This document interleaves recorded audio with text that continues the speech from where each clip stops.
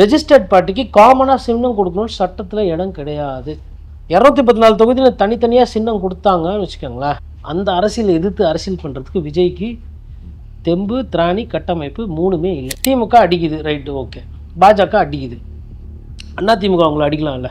அதிமுக இதுவரைலாம் அடித்து வாங்கல, இன்னும் பார்க்கல, இனிமேல் பார்ப்பாங்க. பத்திரிகையாளரை பார்த்து நான் ஓடுவேன்னா, நீ பிரதமராக இருந்தாலும் லாக்கி இல்லைன்றதான் விமர்சனம். அவர் நினச்சிட்டு இருக்கிறாரு இந்த படத்தில் படம் ஓடிச்சுன்னா, சார் என்ன படம் சார், சூப்பர் சார், சினிமா பார்த்துட்டு ரிவ்யூ எழுதுவாங்களா, அவங்கள தான் பத்திரிகையாளர் நினச்சிட்டு இருக்காரு. ரஜினி ரசிகர்களை நீங்கள் என்னென்னலாம் பேசுனீங்க, ரஜினி படத்தை எப்படியெல்லாம் கிண்டல் பண்ணீங்க, அஜித் ரசிகர்களை எவ்வளோலாம் புண்பட்டுருப்பீங்க, அவங்களுக்கெல்லாம் ஓட்டு இல்லையா? கடைசியாக வந்த சிவகார்த்திகேயனோட சண்டை. சிவகார்த்திகேயனுக்குன்னு ஒரு 2000 பேர் இருக்க மாட்டாங்க தமிழ்நாட்டில், 2000 பேர் குறைஞ்சபட்சம். விஜயை தங்கள் பக்கம் இழுப்பதற்கான ஒரு ஆசை எடப்பாடி பழனிசாமிக்கு ஆரம்பத்திலிருந்தே இருந்துச்சு, இப்போ வரல அது இருந்துகிட்டு இருக்குது. அப்படி இருக்கும்போது அவருக்கு எதிராக ஒரு அரசியலை அவர் செய்வாரா? பாஜகவே அவர் கேட்குற சீட்டு அப்படியெல்லாம் கொடுக்கல. அன்புமணி வந்தாச்சு, டிடிவி வந்துடுறாரு கிட்டத்தட்ட. இதுக்கு மேலே விஜய் வந்தால் விஜய்க்கு எவ்வளோ சீட்டு கொடுக்குறது? குறைஞ்சபட்சம் விஜய் என்ன கேட்பாரு, மினிமம்.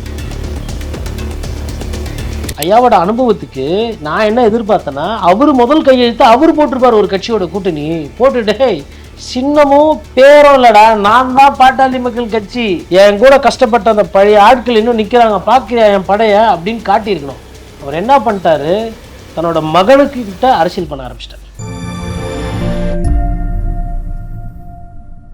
அவர் மக்களால் தேர்ந்தெடுக்கப்பட்ட அங்கீகரிக்கப்பட்ட கட்சி அல்ல. It is a registered party but not a recognised party. Registered பார்ட்டிக்கு காமனாக சின்னம் கொடுக்கணும்னு சட்டத்தில் இடம் கிடையாது. 214 தொகுதியில் தனித்தனியாக சின்னம் கொடுத்தாங்கன்னு வச்சுக்கோங்களேன். அது எப்படி முடியும்? கொடுத்துட்டாங்க, என்ன பண்ணுவார் இவர்? எங்கே போனோம்? கோர்ட்டுக்கு கூப்பிட்டு கேட்கும், ஏன் ஒரு 214 தொகுதியிலும் ஆள் போடுறோன்றாரு, ஏன் அவருக்கு ஒரு சின்னம் கொடுக்குறேன்? இல்லைங்க, நாங்கள் ஒரு சின்னம் சொன்னால் அவர் வானான்றாரு, எங்களோட ப்ரெரோகேட்டிவ் தான், சாய்ஸ் கொடுப்போம் வேணான்றாரு. அதனால் டிவிக்குன்னு இன்னொரு கட்சி வேறு இருக்குது, அந்த கட்சி பேர் தமிழக வாழ்வுரிமை கட்சி, அவங்களுக்கும் நாங்கள் பொதுவாக இல்லை, அதனால் அப்போ அந்த கட்சியும் இது ஏதோ ஒன்று சொல்லுவாங்கங்க. பச்சையா சொன்னால் அரசியல் பண்ணோம்.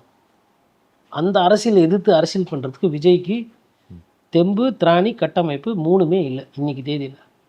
214 தொகுதியை தனி சின்னம் கொடுக்குறாங்க ஒவ்வொன்றுத்துலையும். என்ன பண்ணுவார் இவர்? சரி, மாச்சி போட்டி கொடுக்குறாரு. நிறைய நேரத்தில் என்ன பண்ணுவாங்கன்னா, இந்த மாச்சி போட்டியில் நிற்கிறவர் இருக்கார்ல, அவர் போயிட்டு வேறு கட்சியில் சேர்ந்துருவார். இப்போது திமுக அடிக்குது, ரைட்டு, ஓகே. பாஜக அடிக்குது, அதிமுக அவங்கள அடிக்கலாம்ல. அதிமுக இதுவரைலாம் அடித்து வாங்கல, இன்னும் பார்க்கல, இனிமேல் பார்ப்பாங்க. செங்கோட்டையனை கூப்பிட்டு வச்சு அதிமுக உடைகிறது, எம்ஜிஆர் கட்சி தொண்டர்கள்லாம் வராங்க, ஜேசிடி பிரபாகர் வர்றாரு, பிரம்மாண்டம். எடப்பாடி பழனிசாமி பெரிய சண்டை பண்ணின்னு இருக்கிறாரு. இப்போ கூட்டணி, பிரதமர் வர்றாரு, busy with central department, central agencies, election manifesto, campaign முடிஞ்சவொன்னே, அப்பா அந்த விஜய் எங்கப்பா செங்கோட்டையன் சாரோட புது ஃப்ரெண்டு, ஓகே ரைட்டு, எங்கெங்கெல்லாம்ப்பா வேட்பாளர் நல்லா இருக்கிறாங்க, ஒரு 4 வேட்பாளர் வந்தால் ஆட்சிக்கு வந்தால் மேயர் ஆக்கி விடலாம், சேர்மன் ஆக்கி விடலாம், கவுன்சிலர் ஆக்கி விடலாம், ஆசை வார்த்தை சொல்லுங்கள், இல்லை உண்மையில் நம்மளை விரும்பி வர்றதுனா நான் பார்த்துக்கிறேன். அரசியல் தானே பண்ணணும், அரசியல்வாதியாக இருக்கணும், நான் ஆக்கி காட்டுறேன் அரசியல்வாதி. விஜய் விட நான் அரசியல்வாதியாக ஒன்று ஆக்க முடியும். உள்ளூரில் உனக்குன்னு அங்கீகாரம், உனக்குன்னு பதவி, கரை வெட்டி போட்டு போ. எல்லாருமே என்ன விஜயோட 100% ஃபேனா? எல்லாம் தாவேக்கா விஜய்னு எழுதி பச்சை குத்தி நேந்தி விட்டுருக்காங்களா? ஒரு கட்சியிலேருந்து இன்னொரு கட்சிக்கு விலை போகிறவங்க இந்த கட்சியிலேருந்து இன்னொரு கட்சிக்கு விலை போகிறதுக்கு எவ்வளோ நேரம் ஆகும்? அரசியல் தானே. இன்னும் அதிமுக அதை பண்ணல. அதிமுக பண்ண இந்த தேர்தலில் விஜயை சுற்றி எல்லாரும் அடிப்பாங்க. விஜய் ரசிகர்கள் சொல்லலாம், எத்தனை பேர் சுற்றி நின்னாலும் எங்கள் அண்ணா சிங்கம், கடைசியாக பிஜேபி என்னப்பா தேர்தல் நிற்கிற மாதிரி சொல்கிறாங்க, நிற்கிறியா இல்லை உள்ளே போறியா? கெஜ்ரிவாலை விட உங்கள் அண்ணன் அப்படியே பிடிக்குது புஜம் மாதிரி அரசியல் பண்ணிடுவாரா? கீழே இருந்து வந்தால் கெஜ்ரிவால் 10 போலீஸ்காரர் இருக்கும்போது 10 போலீஸ்காரர்கிட்ட உடல் வலிமை கிடையாது கெஜ்ரிவாலுக்கு, ஆனால் அந்த புத்தி கூர்மை அதிகம். இந்த பேரிகேடை பிடிச்சி தள்ளுற மாதிரி புகைப்படம் இன்னும் நீங்கள் போய் டெல்லி போராட்டத்தில் பார்த்துருக்கலாம். போராளி, அப்புறம் தான் விஐபி. இவர் விஐபி, அதனால சிஎம். மக்கள் அப்படி பார்க்க மாட்டாங்க. எல்லாருமே விஜய் ரசிகர்கள். ரஜினி ரசிகர்களை நீங்கள் என்னென்னலாம் பேசுனீங்க, ரஜினி படத்தை எப்படியெல்லாம் கிண்டல் பண்ணீங்க, அஜித் ரசிகர்களை எவ்வளோலாம் புண்பட்டுருப்பீங்க, அவங்கெல்லாம் இல்லையா? அவங்களுக்கெல்லாம் ஓட்டு இல்லையா? கடைசியாக வந்த சிவகார்த்திகேயனோட சண்டை. சிவகார்த்திகேயன் எங்கேயுமே விஜய் அவர்களை பார்த்து பணிவாதம் பேசியிருக்கிறார். சிவகார்த்திகேயனே இப்போ சிவகார்த்திகேயனுக்குன்னு ஒரு ஒரு 2000 பேர் இருக்க மாட்டாங்க தமிழ்நாட்டில். 2000 பேர் குறைஞ்சபட்சம். அந்த ஓட்டை நீங்கள் பெறணுமா இல்லை அந்த ஓட்டை இழக்கணுமா? அப்போ அரசியல்வாதியாக உங்களுக்கு சிந்தனையில் பிரச்சனை இருக்கா இல்லையா? இந்த நேரம் பத்திரிகையாளர்கள்லாம் சந்திச்சு ஒரு 3 பத்திரிகையாளர்கள் வந்து ஏடாவிடமாக கேட்பாங்க, யாரை நாளைக்கு நீங்களே ஒரு அரசியல்வாதி ஆனீங்கன்னா உங்களை வந்து முன்னாள் பத்திரிகையாளர் பச்சாதாபமே பார்க்காம நம்மளை கழுவி ஊற்றுவாங்க. இப்போ நான் போய் நின்னாலும் என்னை வச்சு செய்வாங்க. அது அந்த இனத்தினுடைய குணம், அது அந்த தொழிலோட தர்மம். அது அதை எதுக்குற துணிவு ஆற்றல் எனக்கு இருந்தால் தான் அந்த நாற்காலியில் நான் போய் உட்காரணும். பத்திரிகையாளரை பார்த்து நான் ஓடுவேன்னா நீ பிரதமராக இருந்தாலும் லாக்கி இல்லைன்றதான் விமர்சனம். நாட்டுக்கு பிரதமர் பத்திரிகையாளரை பார்த்து மோடி ஓடுறதா இல்லையா? விமர்சனத்துக்கு ஆளாடுறதா இல்லையா? அது எப்படி கடந்து போவீங்க? இப்போ விஜய் இதெல்லாம் கவனிக்கவே இல்லை. அவர் நினச்சிட்டு இருக்கிறாரு இந்த படத்தில் படம் ஓடிச்சுன்னா, சார் என்ன படம் சார், சூப்பர் சார், சினிமா பார்த்துட்டு ரிவ்யூ எழுதுவாங்களா அவங்கள தான் பத்திரிகையாளர் நினச்சிட்டு இருக்காரு. அரசியல் விமர்சகர், அரசியல் ரீதியாக இருக்கிற பத்திரிகையாளர்கள் பற்றின புரிதல் தன்மை இந்த நொடி வரலாம் இல்லை. இருந்திருந்தா இந்த நேரம் அவருக்குன்னு ஒரு ஒரு ஒரு சில விஷயங்களை உருவாக்கிடுவோம். அப்புறம் வர செய்திகள்லாம் பார்த்தா அது இன்னும் ரொம்ப மோசமாக இருக்குது. ஊடகத்தில் இருக்கிறவங்களெல்லாம் வந்து வளைக்கிறதுக்கு ஏதோ பண்ணுறாங்க அப்படி இப்படின்ட்டு. அது கொஞ்சம் உண்மையில் அது ஒரு ஒரு வருத்தப்பட மாதிரி சொல்லிட்டு இருந்தாங்க. ஹனி ட்ராப்பு, ஃபோன் வருது, ஆபாசமான பேச்சுகள் வருது, பேசுகிறது ஒரு சில நேரத்தில் சரி கிடையாது. நான் இதெல்லாம் வெளிப்படையாக பேசினது கிடையாது இதுக்கு முன்னாடி. ஆனால் இவ்வளோ பார்த்தாச்சு. சிங்கப்பூர்லேருந்து மலேசியாலேருந்து ஃபோன் வரும், நீங்கள் வந்து சின்னம்மா அவர்களை பற்றி தப்பாக பேசுகிறீங்க, டிடிவியை பற்றி உங்களுக்கு என்ன தெரியும்? உங்களை விட எனக்கு நல்லா தெரியும். சசிகலா அவர்களோட கஷ்டமாக எனக்கு என்னன்னு தெரியும், சசிகலாவோட சிந்தனை கூர்மையதும் என்னன்னு தெரியும், அவளோட அரசியல் ஆற்றலும் எனக்கு தெரியும். நீங்கள் வந்து ஊரில் போய் உட்காந்துட்டு ஓட்டு கூட போட வர மாட்டேன். நீங்கள் வந்துட்டு அங்கே உட்காந்துக்கிட்டு ஜாதி பாசம் எங்ககிட்ட பேசிகிட்டு இருக்கீங்க. அரசியல் சூட்சமாக எங்களுக்கு தெரியாதா? இது பெரியவங்க ஆடுற ஆட்டம். இதில் எனக்கு ரோல் என்ன? கருத்து சொல்லிட்டு போகிறது. நான் சொல்கிறதுனால டிடி தினகரன் நாளைக்கு வந்து தோற்றுருவாரா? இல்லை நான் சொல்கிறதுனால டிடி தினகரன் ஜெயிச்சிருவாரா? இல்லை நான் சொல்கிறதுனால விஜய் முதலமைச்சர் அவர் தவிர்க்கப்படுமா? ஏன் வேலைன்றது எனக்கும் மக்களுக்கும் இருக்கிற தொடர்பு. என்னை திட்டட்டும் ஏசட்டும் அது மக்கள் சொல்லட்டும். கட்சிக்காரங்க நீங்களாம் சொல்லக்கூடாது. உங்களுக்கு உண்மையிலே உங்கள் கட்சி மீது அக்கறை இருக்குமே ஆனால் அந்தந்த கட்சி தலைவர்களிடம் போய் சொல்லுங்கள், ஒழுங்காக இருங்க, நல்ல அரசியல் பண்ணுங்கள், மக்கள் நம்மள அப்போ ஏற்றுக்குவாங்கன்னு. இப்போ நீங்கள் ஒரு விஷயம் சொன்னீங்க, இப்போ எடப்பாடி பழனிசாமி வந்து அரசியல் பண்ண ஆரம்பிக்கல அப்படிங்கிறீங்க. விஜயை தங்கள் பக்கம் இழுப்பதற்கான ஒரு ஆசை எடப்பாடி பழனிசாமிக்கு ஆரம்பத்திலேருந்தே இருந்துச்சு, இப்போ வரல அது இருந்துகிட்டு இருக்குது. அப்படி இருக்கும்போது அவருக்கு எதிராக ஒரு அரசியலை அவர் செய்வாரா? ஒருவேளை அப்படி வாய்ப்பு இருந்துச்சுன்னா இப்போ இருக்கக்கூடிய இந்த சினாரியோவை பயன்படுத்தி பாஜகவிடம் சொல்லி விஜயை தங்களுடைய கூட்டணிக்கு இழுப்பதற்கு தானே அவர் விரும்புவார். பெரும்பகுதி பேர் என்ன சொல்றாங்க, இது விஜயை பாஜக கூட்டணிக்கு இழுப்பதற்கான ஒரு சூழ்ச்சி அப்படிங்கிறத தானே சொல்றாங்க. 2 விதமான கருத்துக்கள் அதிமுகல இருந்து வருது. அங்கே இருக்கக்கூடிய ஒரு சில முக்கிய தலைவர்கள் கூட நான் பேசுறது என்ன ஏது கட்சிக்காரங்கிட்ட கேட்கும்போது 2 விதமான பார்வை இருக்குது எடப்பாடி பழனிசாமி அவர்களுக்குன்றாங்க. அப்போ எதிர்க்கட்சி தலைவருக்கு என்னென்னா, ஒன்று, விஜய் வந்தால் தேர்தலில் வெற்றி என்பது ரொம்ப ரொம்ப சுலபம், பிரச்சனை கிடையாது. ஆனால் நாளைக்கு கூட்டணியில் பங்கு, அதிகாரத்தில் பங்கு, துணை முதலமைச்சராக ஆல்ரெடி ஓபிஎஸ் ஒருத்தரை வச்சுக்கிட்டு என்னென்னலாம் ஆச்சுன்னு பார்த்தோம். போகிற இடத்துல இவர் போகிற இடத்துல வந்து கூட்டம் அதிகமாக வந்து விஜய் வாழ்க விஜய் வாழ்கன்னுவாங்க. நான் கஷ்டப்பட்டு கீழேருந்து கிராமத்தில் இருந்து வந்து ஒன்றிய செயலராகி, நகர செயலராகி, எம்எல்ஏ ஆகி, மாவட்ட செயலராகி, மந்திரி ஆகி, அப்புறம் வந்து கட்சியில் முக்கியமான தலைமை ஒருங்கிணைப்பாக இன்றைக்கி பொதுச் செயலராக வந்து ஒரு வாட்டி முதலமைச்சராக உட்காந்துட்டேன். நானாக ஜெயிக்கிறதுக்கு வியூகம் என்ன இருக்குமோ அதை தான் அவர் ஃபஸ்ட்டு ஃபோக்கஸ் பார்க்குறாரு. ஒரு காலத்தில் ஆசைப்பட்டது உண்மை. எப்போ விஜய் இழுத்து இழுத்து இழுத்து இழுத்து பண்ணாரோ இப்போது அவர் பாருங்கள், இன்றைக்கி காலைல தனியரசை கூப்பிட்டு பார்த்துருக்குறாரு. தனியரசு 1 சீட்டோ 2 சீட்டோ கேட்க போகிறாரு. இல்லை என்னவோ தொகுதியாக ஜெயிக்கிறதுக்கு என்ன வியூகமோ அதை பாருங்கள். இந்த மொத்தமாக போய் நான் அவ்வளோ இவ்வளோலாம் கிடையாது. இந்த வாட்டி நானே தொகுதியாக தான் போயிருக்கிறேன், நானும் அப்படி தான் போகிறேன். அதனால் அதிமுக ஜெயிக்கிறதுக்கு என்ன பண்ணுமோ அதை பாருங்கள். பாஜகவையே வந்துட்டு அவர் வந்துட்டு கேட்குற சீட்டு அப்படியெல்லாம் கொடுக்கல. அன்புமணி வந்தாச்சு, டிடிவி வந்துடுறாரு கிட்டத்தட்ட. இதுக்கு மேலே விஜய் வந்தால் விஜய்க்கு எவ்வளோ சீட்டு கொடுக்குறது? குறைஞ்சபட்சம் விஜய் வந்து என்ன கேட்பார், மினிமம் 50 சீட்டு கம்மி வரமாட்டார். விஜய்க்கு 50, பாமகவுக்கு ஒரு 15, டிடிவிக்கு ஒரு 10, இங்கே 25, விஜய்க்கு ஒரு 50, 75 இதிலே போயிடுச்சு. பிஜேபி ஒரு 25னா கேட்கும். 100 சீட்டை கொடுத்துட்டாருன்னா 134, இந்த 134ல் அதிமுக கூடவே பயணம் செய்யணும்னு ஒரு சில சிறிய கட்சிகள் இருக்குது. கிருஷ்ணசாமி கேட்கலாம், ஜான் பாண்டியன் கேட்கலாம், தனியரசு கேட்கலாம், சேக்கு தமிழரசன் கேட்கலாம். ஒரு எடுத்துக்காட்டுக்கு சொல்கிறேன். அந்த மாதிரியே ஒரு 5-6 கட்சி இருக்குது. பூவை ஜெகன்மூர்த்தி அவரும் கூட்டணியில் இருக்கிறாரு. அப்போது இவங்களே ஒரு 7-8 சீட்டு போயிடுச்சுன்னா கையில் கரெக்டாக 120 125 சீட்டு தான் இருக்கும். 125 சீட்டில் வச்சுக்கிட்டு 118 எப்படி அதிமுகவே ஜெயிக்கும்? இந்த கணக்கெலாம் அவர் வீட்டில் உட்காந்து போட்டுன்னுக்கிறாரு. ஏதோ பார்க்குறதுக்கு மாட்டு வண்டியில் ஏறி, இது ஒருத்தர் சொன்னதை நான் அப்படியே சொல்கிறேன், மாட்டு வண்டியில் ஏறி போயின்னுக்கிற மாதிரிலாம் இந்த கணக்கெலாம் போட்டுன்னுக்கிறாருங்க. அவர் நம்ம நினைக்கிற மாதிரி கிடையாது. அவர் ஒரு வழக்கறிஞர். அவர் சொல்கிறாரு, he is underestimated and he is not tested-ன்னார். நான் சொன்னேன், இல்லை சார் ஃபுட்பால் பார்ப்பீங்களான்னு கேட்டேன். பார்ப்பேன். he is unmarked and underestimated-ன்னு. அன்மார்க்டுனா ஒரு பிளேயரை வந்து இவர் ஒன்றும் ஆட மாட்டார்ப்பா அப்படின்னு சொல்லிட்டு கடந்து போகிறது. திடீர்னு பார்த்தா அந்த பிளேயர்கிட்ட பந்து மாட்டி அச்சா கோல்னா கோல், வெற்றினா வெற்றி தான். அது அன்மார்க்டு. அண்டர் எஸ்டிமேட்ன்றது குறைத்து மதிப்பிடுது. இது ரெண்டுமே வந்து எடப்பாடி பழனிசாமி விஷயத்தில் ஃபஸ்ட்லேருந்து பண்ணிக்கிட்டு இருக்கிறாங்க. 2000 ரூபா பணம் ரேஷன் கார்டுக்கு 2.2 கோடி ரேஷன் கார்டு அறிவிச்சிருக்கிறாங்க. சாத்தியம் இல்லை, அது அப்புறம். சாத்தியப்படுத்தி நிறைய விஷயத்த திராவிட கட்சிகள் தமிழகத்தில் பண்ணியிருக்காங்க. லேப்டாப் கொடுத்துருக்காங்க, டிவி கொடுத்துருக்காங்க, ஆடு மாடு கொடுத்துருக்காங்க, 1000 ரூபா கொடுத்துருக்காங்க, அம்மா உணவகம் நடத்தியிருக்கிறாங்க. அப்படின்னும் போது இன்றைக்கி வந்து சாத்தியப்படுத்தணும்னு நினச்சிட்டாங்கன்னா அரசியல்வாதிகள் பண்ணிடுவாங்க. அதிகாரி சொன்னால் நீ ஒரு சைடு சொல்லுப்போ, நான் சொல்கிறது நீ செய், அப்படி செய்யக்கூடிய ஆட்சியாளர் தான் பண்ணிடுவாங்க.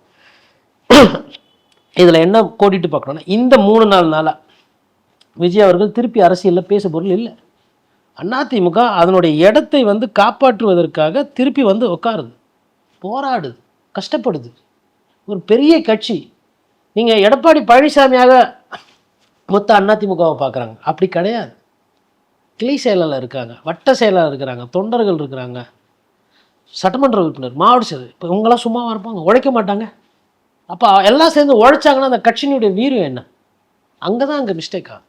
அப்போது அப்படி இருக்கக்கூடிய எடப்பாடி பழனிசாமி, விஜய் வந்து 50 சீட்டு போவோம், டிடிவி சொல்கிறாரு கூட்டணி ஆட்சிங்க, எனக்கு இன்னொரு வாட்டி நான் திருப்பி கஷ்டப்படணுமா? இந்த தேர்தல் வந்து நான் ஜெயிச்சிட்டா எனக்கு இது அடுத்தடுத்த தேர்தல். இந்த தேர்தல் நான் தோத்துட்டா என்னை வந்து போட்டு பார்க்கறதுக்கு நிறைய பேர் இருக்கிறாங்க. நான் தான் அடுத்த எம்ஜிஆர் சொல்கிற விஜய் இருக்கிறாரு, நான் தான் அம்மாவோட வழியில் ஆட்சி நடத்துவேன்னு சொல்கிற டிடிவி இருக்கிறாரு, கட்சியையே என்கிட்ட அப்படியே குத்துருங்கன்னு சொல்லி கேட்குற ஓபிஎஸ் இருக்கிறாரு, சம்மந்தப்பட்ட தியாக தலைவி சின்னம்மா அவங்க வெளில இருக்கிறாங்க. இதில் விஜய் வேற உள்ளே கூப்பிட்டு விட்டா பிரச்சனை தானே? அசைன்மெண்ட் ஒண்டி செஞ்சால் போதும், இருக்கிற இடத்துல இருங்க, நான் பார்த்துக்கிறேன் அப்படின்ற அந்த மனநிலைக்கு நோக்கி அவர் போகிறார். அவர் வந்து 160-170 சீட்டில் நிற்கணுன்றத தெளிவாக இருக்காப்புல. அப்போ நான் என்ன நினைக்கிறேன்னா, அவரு தெளிவாக தான் இருக்கிறாரு. இல்லை, இப்போ அவர் தெளிவாக இருக்கிறாருன்னு சொல்கிறீங்க, ஆனால் கிட்டத்தட்ட ஒரு 1.5 மாதம் 2 மாதத்துக்கு முன்னாடி வரையிலுமே கொடி பிறக்குதுன்னு சொன்னார். அப்போ இந்த கால்குலேஷன் இன்னைக்கு இப்படி இருக்கும்போது அன்னைக்கு அது என்னவா இருந்திருக்கும்? கரெக்டு. அன்னைக்கு வந்து என்ன, பிஜேபி இருக்காங்க, விஜய் வந்தால் உங்களுக்கு போன வாட்டி குத்ததை விட சீட்டை குறைச்சிக்கோங்க. விஜய் வந்துட்டார், 3 பேர் தான். பாமக வேணாம், பிரேம்லதா வேணாம், ஜான் பாண்டியன் வேணாம், யாருமே வேணாம். அவங்களா வந்து ஒரு சீட்டு அது மாதிரினா அது ஒரு ரெட்டலையில் நிற்கணும். நான் சொல்லுவேன் தொகுதி போய் நின்றுக்கோங்க பொசிஷனரா, அப்படின்னா ஓகே. அப்போ உங்களுக்கு பாட்டாளி மக்கள் கட்சி உள்ளே வரணும்னா ஒரு 15-20 சீட்டு மிச்சம். பிரேம்லதா அவர்கள் வரலன்னா 30 சீட்டு மிச்சம், 20-30 சீட்டு அதில் லாபம். பிஜேபிக்கு ஒரு 5 சீட்டை குறைச்சிக்கலாம், 35 சீட்டை நான் அதில் மிச்சம் பண்ணிவிட்டு நான் ஒரு 15 சீட்டு எந்தலேருந்து எடுத்து கொடுத்துட்டு போகிறேன். நான் 170-175 நிற்காம நான் 150 நிற்கிறேன். அப்போ நான் ஒரு 130-135 ஸ்வீப் பண்ணுவேன். அதனால தான் நேரத்தை தள்ளி தள்ளி தள்ளி தள்ளி கடைசியில் எப்படி போகுதுன்னு பார்த்து பண்ணுறது. அன்றைக்கி ஒரு விமர்சனம் வந்தது, கூட்டணி இல்லைன்னு. இப்போ 23ஆம் தேதி வரும்போது இப்போ அமமுக உள்ள அன்புமணி உள்ள வந்ததுங்கிறது அதுலேயே பாதி ஃபைனல் ஆயிடுச்சு. ஆமாம் சார், அது வந்து ஒரு நவராத ஒரு விஷயம் நவர ஆரம்பிச்சிருக்குல்ல. இப்போ இவ்வளோ நாளாக ஐயா ராமதாஸ் யார் எதிர்த்து அரசியல் பண்ணிட்டு இருந்தாரு? அன்புமணி எதிர்த்து அரசியல் பண்ண. இனிமேல் அன்புமணி எதிர்த்து அரசியல் பண்ண வேண்டிய அவசியம் இல்லை, அன்புமணியை தாண்டி அரசியல் பண்ணணும். அதை தான் அவர் ஃபஸ்ட்டு பண்ணியிருக்கணும். ஐயாவோட அனுபவத்துக்கு நான் என்ன எதிர்பார்த்தேன்னா, அவர் முதல் கையெழுத்து அவர் போட்டிருப்பார் ஒரு கட்சியோட கூட்டணி போட்டுட்டு, சின்னமும் பேரும் இல்லைடா, நான் தான் பாட்டாளி மக்கள் கட்சி, எனக்கு இன்னமும் வந்து வன்னியர் சமுதாய மக்கள்கிட்ட எனக்கு ஓட்டு இருக்குது, வன்னியர் சங்கம் என்கிட்ட இருக்குது, என் கூட கஷ்டப்பட்ட அந்த பழைய ஆட்கள் இன்னும் நிற்கிறாங்க, பார்க்குறியா என் படைய அப்படின்னு காட்டியிருக்கணும். அவர் என்ன பண்ணிட்டாரு, தன்னோட மகனுக்கு கிட்ட அரசியல் பண்ண ஆரம்பிச்சிட்டார். பெரிய அரசியலுக்கு சொந்தக்காரர். எம்ஜிஆர் காலத்து அரசியல்வாதி, ஜெயலலிதா எதிர்த்து அரசியல் பண்ணார், கலைஞரை எதிர்த்து அரசியல் பண்ணார், ஓப்பனாரை எதிர்த்து பார்த்துருக்கிறார், இவ்வளோ பண்ணவர், பிரதமருங்களை பார்த்துருக்காரு. தன்னுடைய மகன்கிட்ட அரசியல் பண்ணிட்டார் பாருங்க, அங்கே தான் அவர் தப்பு பண்ணார். மகன் வந்து அன்புமணி வந்து ஐயா ராமதாஸ்க்கு ஒரு பொருட்டே கிடையாதுங்க. இவர் ஒரு கோடு போட்டிருந்தார், ஒரு பெரிய திராவிட கட்சியோட ஐயா ராமதாஸ் கூட்டணியை முன்னாடியே போட்டுதா என்னை கேட்காம அவங்க சேர்க்கக்கூடாது, போய் வேணா புதிய கட்சி எது விஜய் கட்சி போய் சேர்ந்து துணை முதல்வராக கூட ஆகிக்கப்போ. ஏன்னா அவர் முதலமைச்சராக அவரை ஏற்றுக்கிறவங்கள தான் அவர் ஏற்றுக்குறாரு, ஆட்சி அதிகாரத்தில் தான் பங்கு கொடுப்பாரு. தாவக்கால வெயிட்டிங்கு, நீ ஒரு இளம் தலைவர், உங்ககிட்ட எல்லாரும் வந்து சேர்ந்துருக்குறாங்க, வழக்கறிஞர், சட்டமன்ற உறுப்பினர், போய் சேர்ந்துக்கப்பா. நான் தான் பாட்டாளி மக்கள் கட்சி நின்றுந்தாருனா சின்ன முடக்கப்பட்டிருக்குமா? என்டிஏல வந்திருந்தாருன்னா இல்லை, எனக்கும் மாம்பழம் உனக்கும் மாம்பழம் அப்படின்னா ரைட்டு, சின்ன ஃப்ரீஸ் இல்லை. இப்படி வசதி. ஜிகே மணி என்கிட்ட, அருள் ராமதாஸ் என்கிட்ட, சேலம் என்கிட்ட, தருமபுரி என்கிட்ட, கிருஷ்ணகிரி என்கிட்ட, திண்டிவனம் தானே, பிறந்து வளர்ந்ததே அங்கே தான், தான் வரேன், விழுப்புரம் கடலூர் தானே நீ ஆடிட்டு இருக்கிற, நான் வரேன். பண்ணலை. யானைக்கும் அடி சறுக்கும். அப்போ என்ன நடந்ததுன்னா அங்கே குடும்ப சண்டையில் ஐயாவால் அது பெருசாக யோசிக்க முடியுது. இல்லை, நீங்கள் இப்படி சொல்கிறீங்க. ஒரு இறுதியாக ஒரே ஒரு விஷயம் டவுட்டு. இப்போ ஒருவேளை பெரிய பெரிய திராவிட கட்சியோடன்னு சொல்கிறீங்க, இருக்கிறது 2 கட்சி தான்.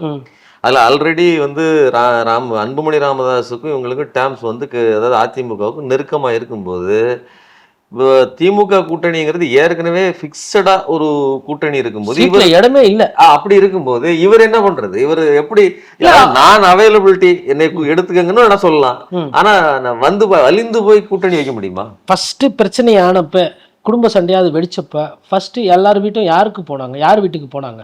சென்னையில் இருக்கக்கூடிய சைதை துரைசாமி அவர் யாரை போய் பார்த்தார்? கூட பண்ருட்டியார் போனார்னு நினைக்கிறேன். ஐயாவை தானே போய் பார்த்தாங்க. ஐயா அந்த பொசிஷன் எடுத்துருக்கணும்ல. அவருக்கு மிஞ்சி தானே ஐயா அன்புமணி ராமதாஸ். சிங்கத்தால் வேட்டையாட முடியாது, வயசாயிடுச்சு. சிங்கம் தானே, வியூவும் அமைக்கலாம்ல, தனக்கு கீழே இருக்கிறாங்கல்ல. கூப்பிட்டு அதேமாதிரி சிவி சண்முகம் நடந்து போய் ஐயா ஒரு செய்தி சொல்லுங்க, ஐயா பண்ணுங்க, ஐயா சொல்லுங்க, இபிஎஸ் காத்துட்ருக்காரு, எடப்பாடியார் நீங்கள் சொன்னீங்கன்னா பேசியிருக்கிறாங்க. காலதாமதம் எல்லா நேரத்துலையும் கரெக்டாக கை கொடுக்காது.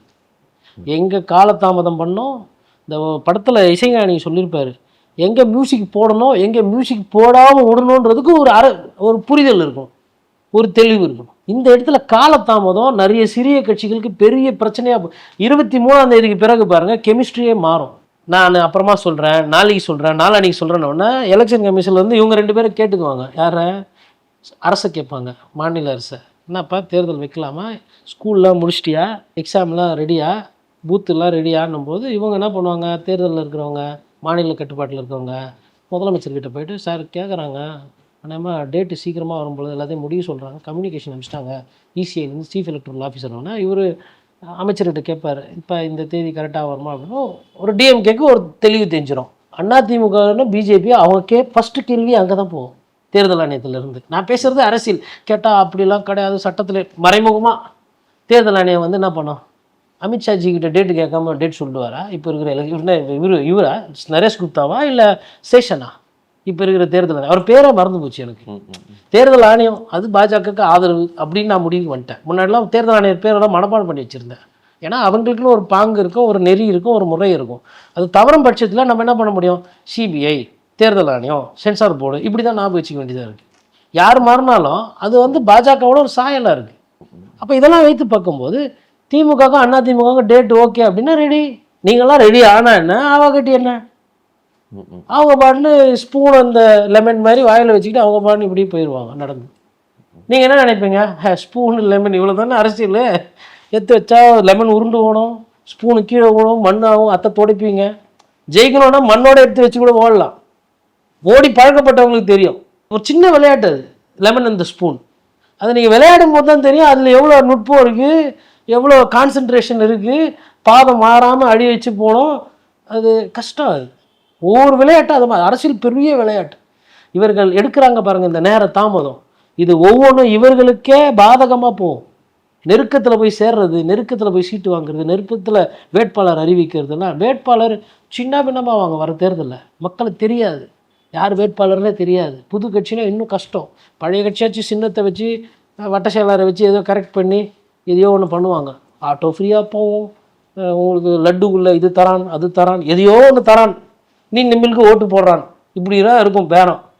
இதுக்கு நடுவில் வந்துட்டு கொள்கையை பேசி கோட்பாடை பேசி போராட்டத்தை பண்ணி அதெல்லாம் முன்னாடி பண்ணியிருக்கணும். அண்ணன் சீமான் ஒண்டி அதில் பண்ணியிருக்கிறாரு. அவருக்குமே இது ஒரு நெருக்கடியான தேர்தல் தான். உழைக்காம தாவேக்கா வந்து நாம் தமிழர் கட்சிக்கு கஷ்டம் கொடுக்க போகுது. உழைக்காம இவங்க உழைக்கிறாங்க, அவங்க உழைக்காத ஒரு கட்சி, உழைக்கிற ஒரு கட்சிக்கு தேர்தலை நெருக்கடி கொடுக்க நான் பேசுறது யதார்த்தம். விஜயனுடைய இந்த சிபிஐ விசாரணை மற்றும் அதை தொடர்ந்து அவருக்கு இருக்கக்கூடிய பெரிய ஆபத்துக்கள், அது மட்டும் இல்லாமல் அன்புமணி ராமதாஸ் அவர்களுடைய அந்த தேர்தல் வியூகம், ஏடிஎம்கே என்ன நிலைப்பாட்டில் இன்னைக்கு இருந்துகிட்டு இருக்கு அப்படிங்கிறத குறித்து எல்லாத்தையும் ஃபுல் கவர் பண்ணி ஒரு ஃபுல் மீல் சாப்பிட்ட மாதிரி ஒரு பதிலை சொல்லிடுங்க. ரொம்ப